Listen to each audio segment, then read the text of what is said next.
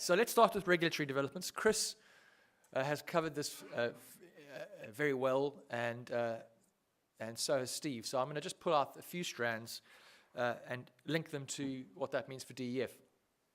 I think the first thing to say, as Chris mentioned, is the EPA's role is, of course, diminished at the moment, but not removed.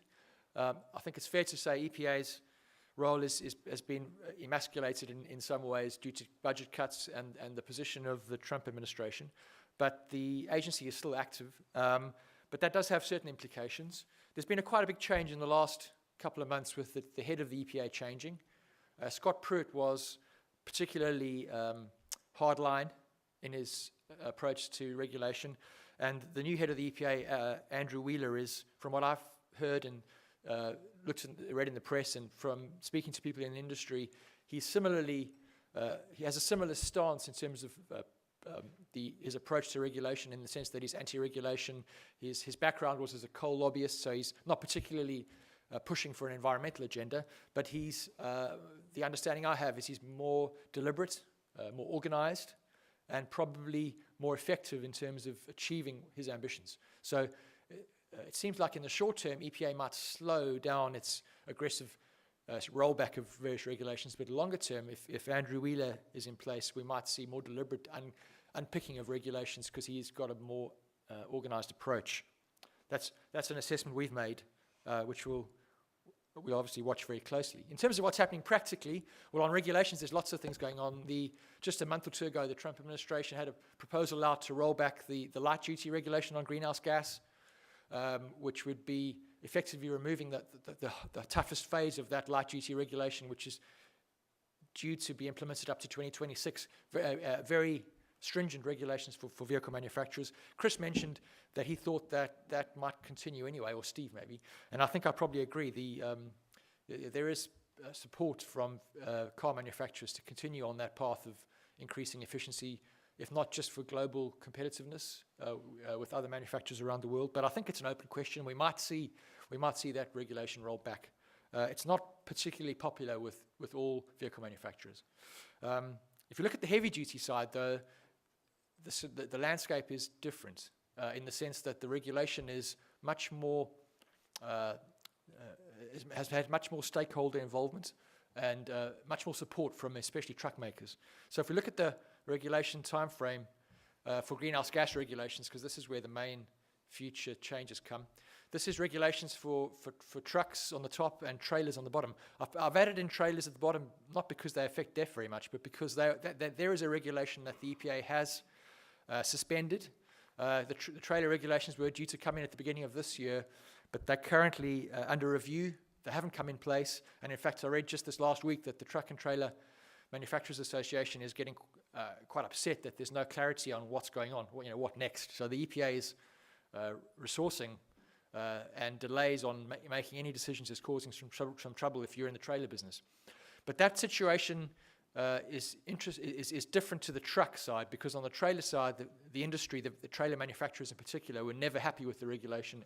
They felt that it was unfair, it unfairly advantaged certain manufacturers over others. It was an unfair burden on customers. Whereas on the truck side, the regulations for greenhouse gas have been developed with close collaboration from all stakeholders, and engine manufacturers and vehicle manufacturers are comfortable with these regulations and are not pushing politically for them to be rolled back. So we think there's less or very low chance of greenhouse gas phase 2 being changed. Phase 1, I think Steve mentioned the step 1 of phase 2, which comes in there, the first grey line, 2021 timeframe. Manufacturers are comfortable meeting those standards. Some have already met them in some vehicle classes. Phase 2, also comfortable for most manufacturers using existing technology. The question mark comes for step 3, which again, Chris mentioned might require some advanced technologies like waste heat recovery. But then again, that's almost 10 years away, and the people we speak to say by then, who knows how well advanced existing technologies will be, especially the use of after-treatment systems might be further developed as the envelope keeps getting pushed, and there may well be a scenario where those regulations can be met with existing technologies just more intensely used. So we do think that phase 2 will continue as planned. What does it mean for fuel consumption? Well, roughly speaking, the standard is divided into vehicle standards and engine standards. Cummins in particular was, as an engine supplier, was quite successful in making sure that there were particular engine standards so they could get a share of the value action, the extra technology required. So there's an engine standard part of phase 2, which roughly speaking requires the engines to improve on fuel consumption by about 5 or 6% on the heavy end. So that's just an engine test. And then separate from that, the whole vehicle performance of fuel consumption needs to improve by 15 to 26%, I think it is, depending on the vehicle class and application. So there's a big improvement to be seen there. That's a lot of fuel saving to be coming over phase 2. A quarter of fuel consumption removed by over the course of those 10 years is an impressive achievement and something that the industry, I think, will achieve and is ambitious about achieving by the deadline. The uncertainty here, which underlies this regulation, and I think causes a great deal of discomfort by most vehicle and engine manufacturers, is the potential for ultra-low NOx standards, which Chris mentioned, and I think his position on ultra-low NOx standards is widely shared by other engine and vehicle manufacturers, in the sense that to reach an ultra-low NOx standard in the order of one of the proposed limits by CARB, which is 0.02 grams per horsepower hour, which is a lot lower than the current 0.2. To achieve that standard, you almost have to throw away the blueprint and start again in terms of what the emissions and the engine system looks like, just as Chris said. So that creates a tension and a conflict with the greenhouse gas standards, because we have a certain technology pathway, well established, reliable, understood by customers, which allows us to hit these phase 2 standards with what we know. And in order to achieve a rather marginal decrease in terms of tons of NOx release, NOx inventory, a massive redesign of the system to achieve the kinds of limits proposed by California Air Resource Board. So what does that all mean? Well, I think it's a scenario which is uncertain, but in terms of the industry, there's a great deal of resistance, and I think that resistance will pay effect. I think the administration and EPA and others will listen. CARB's ambitiously plan to have a new ultra-low NOx standard in place by 2023, which is a date picked because that ties up with some California state implementation plans on emissions inventories. 2023 is not a very practical deadline because it doesn't tie up with greenhouse gas steps. So 2024 is more likely to be the date if anything happens. And then what actually happens in that year, I think, is going to probably be a softening of the current CARB requirements. I think it'll be somewhere, as Chris mentioned, somewhere in between where the standards can be met using existing technology. That 30 or 40% that can be achieved with what we know already without spending a whole lot more money is probably where a sensible balance will be struck, because the consequences otherwise for greenhouse gas will be quite severe. And fuel efficiency is a popular improvement to make for customers, of course, whereas a marginal gain on NOx emissions is not that important for customers, and you could argue not even that important for the environment in comparison to the other targets.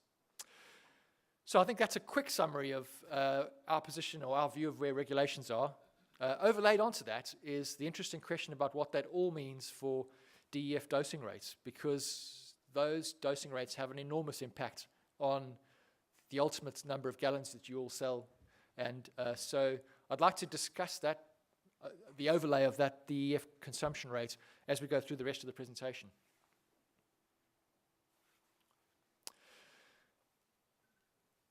Segueing across to the market forecast and what we think will happen with DEF consumption in the future. Well, Steve's laid the groundwork extremely well and explained just how buoyant the truck business has been in the last 12 to 18 months. Here's class 4 to 8 vehicle sales, and you can see for the year 2018, we are looking like having a blockbuster year, roughly 15% up on 2017 if the year goes as we expect.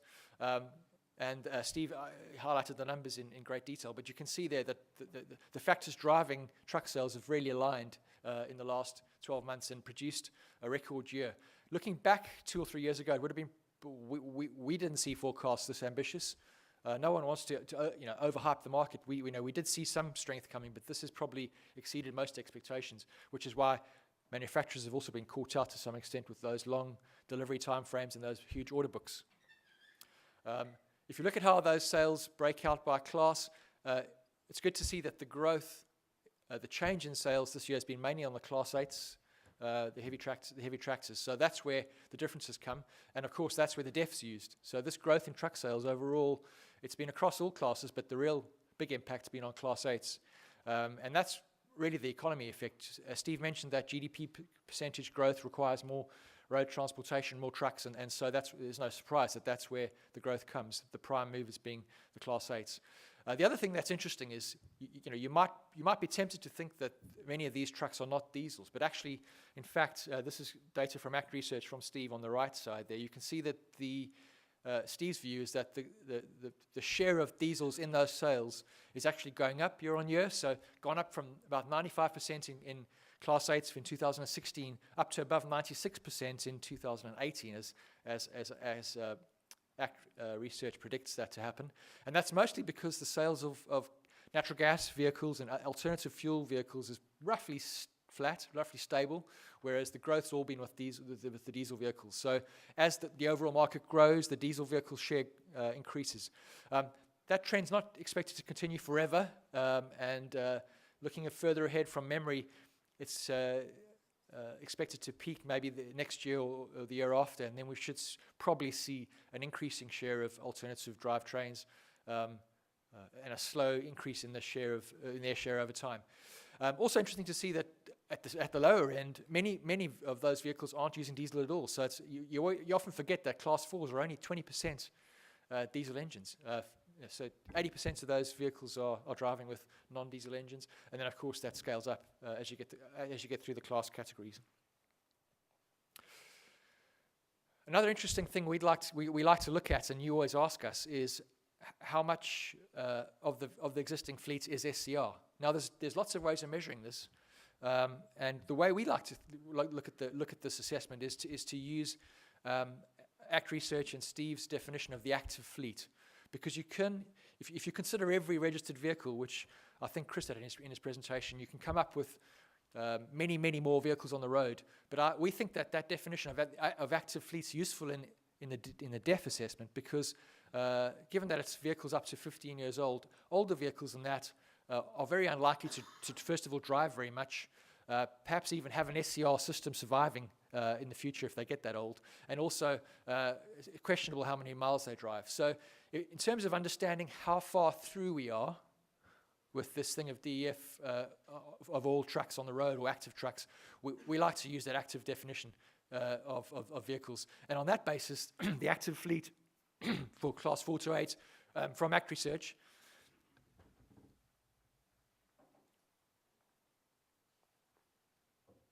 from Steve's data, you can see that we're just over 4 million vehicles, diesel vehicles, in that category. And in terms of the number of those vehicles using SCR, we're at about 2.7 million units. So that's as of the end of this year. So it's a slight forecast, looking ahead a few months. We think by the end of 2018, about 61% of the active fleet of vehicles in North America will be using SCR. So getting on for 2/3 of the way there, if you like. Of those 2.7 million active SCRs, roughly 60% or 65% of those are Class 8. So we're getting up to about 1.5 million active Class 8s in North America using SCR. What that, of course, disguises is the fact that population of vehicles is very different in terms of its profile of DEF usage. So the early vehicles surprised us in the sense of how little they used, because the first SCR vehicles around the world were used in Japan and then Europe, and they used 3 to 5% of DEF compared to diesel consumption, the DEF dosing rate. Whereas in the early stage of EPA 2010, we saw trucks using 2%, 2.5%. So it was toned down. The SCR system was toned down. There were a few reasons. One was that those early vehicles had EGR systems installed, which didn't happen in Japan and Europe, so they had another NOx removal technique they could use. And also the EPA was very cautious about the availability and the price of DEF. There are people thinking that DEF would be more expensive or as expensive as diesel and very hard to find. So the requirements on DEF tank sizes were very conservative. And so the engineering parameters pushed vehicle manufacturers to use quite low DEF dosing rates, and at the same time there wasn't a great deal of of requirement to improve fuel efficiency, and so that balance shifted towards quite low DEF usage. So the oldest vehicles in that 2.7 million population are still using 2% of diesel. Whereas if you get to the latest vehicles, if you're running a model year 2018 truck, Class 8, you're looking at certainly more than 5% and often up to 6% and sometimes even higher than that, 6% of diesel consumption. So new trucks on that population are using 3 times more DEF per mile driven than the older trucks. Another interesting thing that's worth looking at is when we calculate that active population of SCRs, we use truck sales data, we use registrations, and we use scrappage, so retired trucks, to work out how many active SCRs are left on the road. And what's interesting is we think at the end of 2018, about 11% of the trucks being retired, so scrapped or sold outside North America, will be SCRs. So we are getting into that situation where old SCRs are leaving the fleet and being replaced mostly by new SCRs. Got a frog in my throat. So you could argue that kind of diminishes the growth in the market, but because of that point I mentioned earlier, that those old SCRs are using quite low DEF dosing rates, in fact, it's not really an issue. And in fact, it's almost like every new SCR is generating new demand, even if it's replacing an old SCR, because the DEF dosing rates are more than double, if that makes sense. So what does that mean for the outlook for the market? How many millions of gallons are we talking? Well, we need to consider not just the number of vehicles on the road, but we need to consider the usage, the utilization of those trucks. ACT Research, Steve tracks utilization, so we use some of that data. We also try and use other independent data. One of the really interesting things we track is the ATA's Truck Tonnage Index. And Steve just mentioned this turn up we've seen in the last 6 months or 9 months on truck tonnage. That inflection point in late 2017 is interesting, isn't it? Because that curve was quite flat with a rather slow growth for the previous 3 years, but then that inflection point has demonstrated quite a big increase in truck tonnage, which has increased utilization rates. It's certainly driven by the stronger economy, and also to an extent, I guess, based on what Steve said earlier, to do with the LDs, some elements of that. But that's a buoyant trend, which must be one of the primary factors driving the stronger truck sales we've seen. We also track diesel consumption, because diesel consumption directly relates to DEF consumption, and those two lines, the purple and the grey line, are just a simple measure of diesel consumed per truck, per active truck. So it's just ultra low sulfur diesel divided by the number of trucks on the road, and you can see the purple or the darker line is for the last 12 months has been above the grey line, which just in a basic analysis measure tells us that trucks are driving further because they're using more diesel per truck. And this is in an environment where trucks are getting more fuel efficient anyway, so new trucks are using less fuel. But even despite that fact, we've seen trucks using more fuel per month than they did previously. So there has been, certainly even in the diesel consumption data, we see greater utilization of trucks. So we crunch all those numbers into our model. We talk to all of you to cross-reference whether you're seeing these volumes sold in terms of your production or distribution. And we come up with what we think the market is. So this is our latest assessment. So if we've looked at 2017 and finally crunched our numbers and finalized our 2017 estimates based on further discussion with you. And so there's a small revision on our 2017 numbers. We previously had, if you remember last year, we had 721 was our prediction for the end of last year, the full year. It's slightly slower than that. We think the year finished at about 712 million gallons for the full year. This is for North America. And looking ahead to this year, 2018, for the full year, we think we'll be at about 805 million gallons. 805 million gallons. Again, about 20 million gallons less than we had expected this time last year. The future, we're still finalizing in terms of crunching our numbers for our forecast report, which we publish next month. But we're expecting to see more than 100 million gallons of growth in 2019. So given those new trucks on the road that we've seen from the buoyant market situation and the increasing dosing rates, it's the first time we're going to have a higher growth than the previous year. In our assessment, we're going to see more than 100 million gallons added in 2019, whereas we've had just less than 100 million gallons added in this 2018 timeframe. The non-road off-highway numbers there, we've got about 89 million estimated for 2018. Chris mentioned this phase-in period for the regulations, and we'd expected more DEF to be used earlier on non-road, I think it's fair to say, but the phase-in, the flexibility provided to manufacturers for non-road equipment has been utilized more than we expected. So we expect to see a sharper growth in non-road consumption of DEF in 2018, 2019, as we hit that final deadline when all equipment needs to be equipped with Tier 4 final emissions control. Cars and light duty, we had the Dieselgate scandal, which completely knocked the bottom out of diesel cars. So the VW diesel exercise ended very rapidly. But on the other hand, we are seeing diesel being used more and more in light duty trucks. So F-150s are now offered with diesel engines, and other smaller pickups are also seeing diesel coming in. So those are ambitious changes, and those are going to see, on the flip side, those are going to see more DEF used in those categories. Forecasting numbers can be a crapshoot. It can be a complete random exercise. But occasionally when you write, it's worth looking back. So I had a chuckle yesterday and looked back at a forecast we made back in 2009. So this goes some time back. This is before EPA 2010 even came into play. And forecasting is in some ways so uncertain because of events that can completely blindside you, and you can never predict everything that happens in the future. But when it works, you've got to tell people. So back in 2008, as EPA 2010 was coming onto the horizon, EMA, which is the Engine Manufacturers Association, working with truck manufacturers, including Dave Wiswalt, who's here somewhere, put together, at the request of the industry, at the request of you folks, a forecast of how much DEF is going to be used. And man, if you could have picked a worse date to make a forecast. I remember being involved in that forecast and that exercise, getting together all the truck manufacturers, what they thought they'd sell in terms of trucks, what they thought they'd use in terms of DEF. That forecast was published in August 2008. And then, of course, the global financial crisis hit in September 2008. And any assumptions you made before then, you just put into the trash and you started again.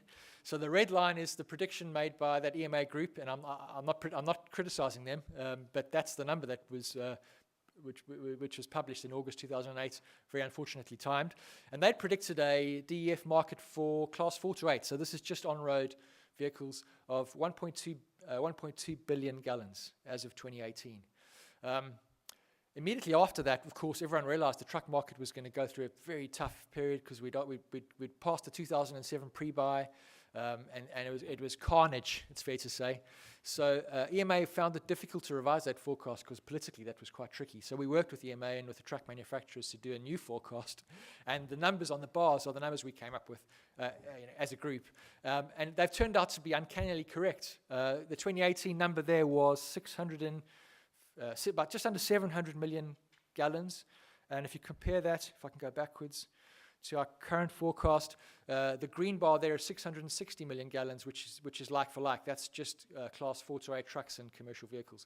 So slightly behind where we thought we'd be in 2009, but that's not bad, right? Interesting to see how things have evolved. I then went through our subsequent forecasts in 2010, 2011, 2012, and safe to say we strayed away from reality. We were expecting DEF dosing rates in those early years to be at the 3 or 5%. So we landed up overestimating consumption for a few years. I pulled out our 2012 forecast here at the conference in that year, and then we had 2018 at 800 million gallons. So we'd overshot by 100 million gallons. But you get the theme. I think it's fair to say that this market's fairly predictable, and the factors driving growth are quite certain, and we don't see that changing in the future in any big way.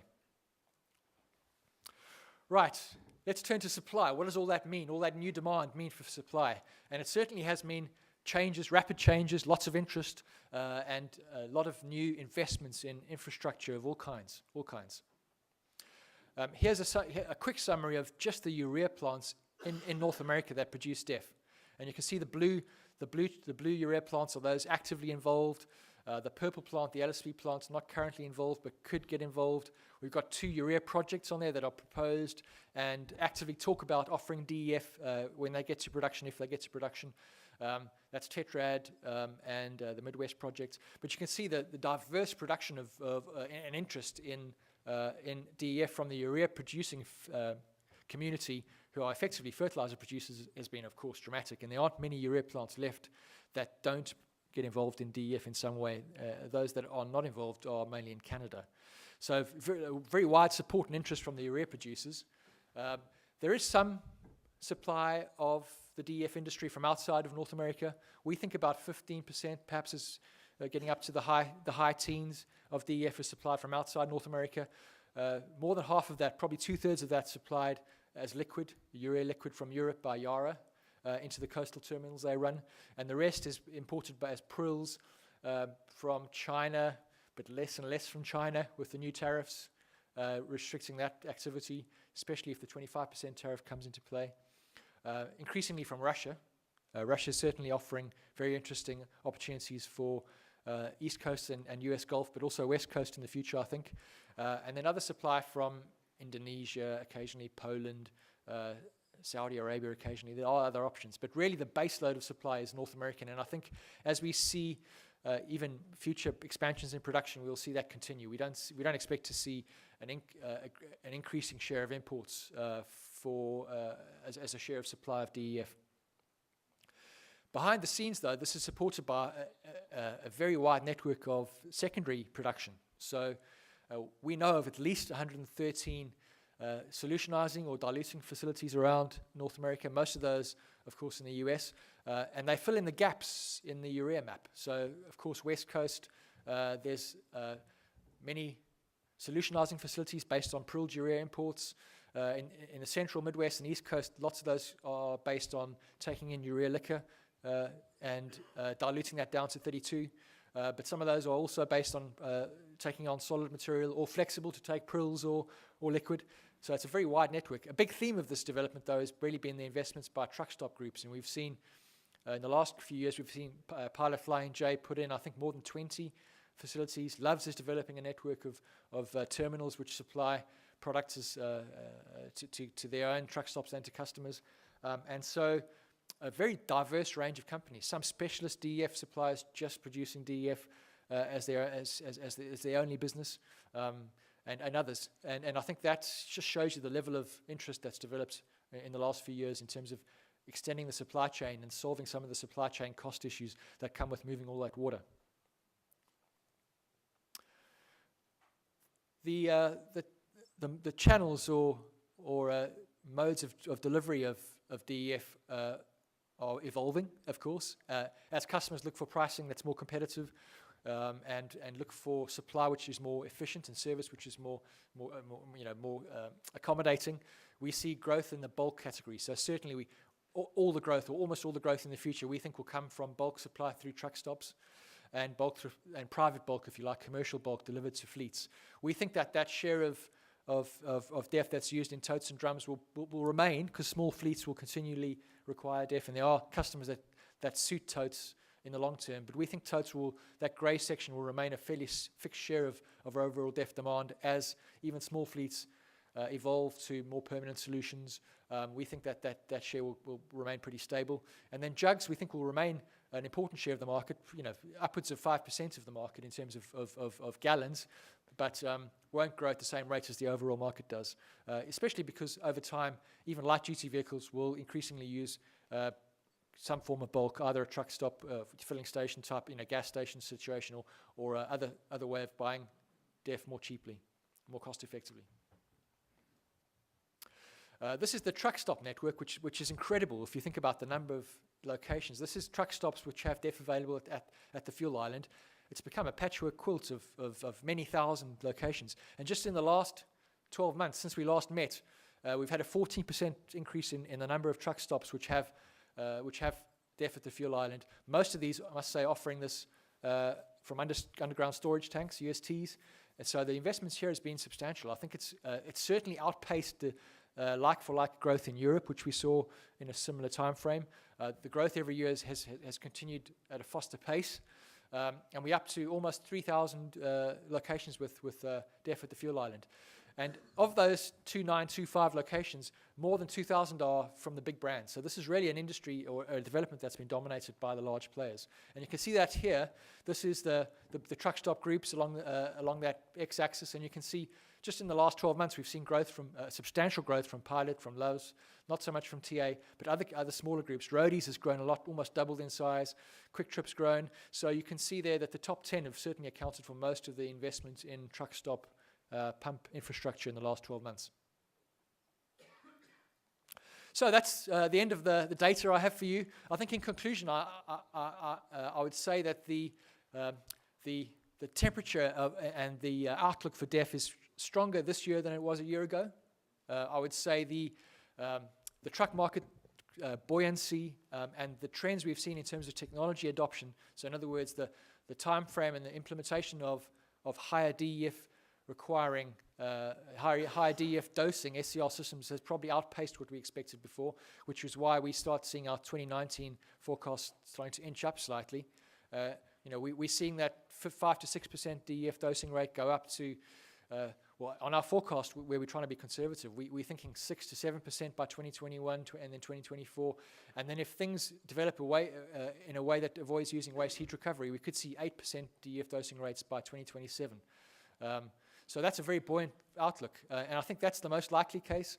But if technology is not developing in the way in that direction, and truck manufacturers have to spend all that extra money on those expensive waste heat recovery systems, we could see a decline back at the back end of the 2020s towards 2027 again. But all of that's a rather long way off in terms of any of our careers, and certainly for the next 5 years, your planning time frame, we're seeing very buoyant growth, almost as if SCR had been introduced for the first time, because of the fact that those new trucks are replacing old trucks with such dramatically lower DEF dosing rates.